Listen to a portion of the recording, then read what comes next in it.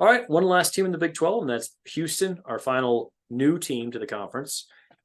8-5 a year ago, and it wasn't a bad 8-5, but it was a little bit disappointing considering some of the preseason expectations they had.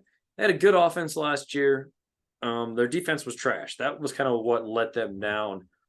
Unfortunately, their offense did lose Clayton Tune, the quarterback, Alton McCaskill, the running back, and Tank Dell, who was a great receiver with over 100 catches and is now playing on Sundays. That said, I kind of like what they did to replace those guys. Donovan Smith comes in from Texas Tech, the quarterback there. Brought in Tony Mathis Jr., who was West Virginia's leading rusher last year. And Matthew Golden is a receiver that they're very excited about. I don't know if he'll be quite as good as Tank Dell right away, but he's the guy who's going to be, putting up numbers. I don't know if their defense is – it didn't make any sense to me that they were terrible last year because they had one of the best young defensive coordinators in the country. 2 years ago, they were pretty good on defense. I'm not sure what happened last year. So I'm not sure what to expect from them. It is their first year in a new conference. I can't make any confident picks. Looking at their win total, it's 4.5 or 5 is what I see. Like, there's no way I'm making a confident pick one way or another. What do you think, Ashton? So I actually feel pretty good about this one. I'm going to go over Nice. at 4.5. I think they get to 5 wins. The non-con is fairly easy. Like, it's not terrible. Which I think is kind of where you have to, honestly, like the conference games kind of equal each other out. Like, maybe you upset someone, but then you'll probably lose to a team that you shouldn't.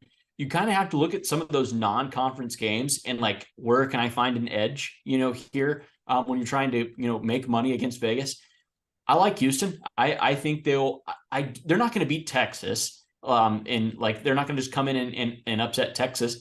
But I think they could get Baylor, and I think maybe they could get Cincinnati. Like I think that's a possibility. So, yeah, I think Oklahoma State, that could be a really good game. So, yeah, I think they get to 5 wins. I think that's a good first year for them playing in Power 5. I think that will be viewed as a success, and it should be viewed as a success. Yeah, I think I'll join you on the over. We might know in week 1 if they got a good chance or not. They play UTSA, who's not bad.